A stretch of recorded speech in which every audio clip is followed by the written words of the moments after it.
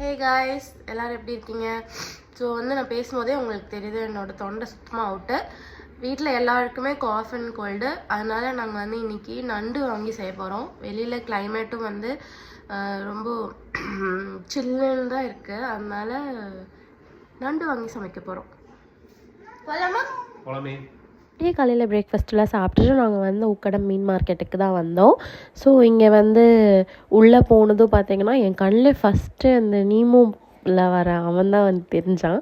அப்படியே எது எடுக்கிறது எது விடணும்னு தெரில, அவ்வளோ வெரைட்டிஸ் இருந்துச்சு. ஸோ நமக்கு சின்ன வயசுலேருந்தே அவ்வளோ சீ ஃபுட்டெல்லாம் பிடிக்காது, பழக்கம் இல்லை. பட் ஆஃப்டர் மேரேஜ் இவங்களுக்கு ரொம்ப பிடிச்சனால எனக்கும் அது ரொம்ப பிடிச்சிருச்சு.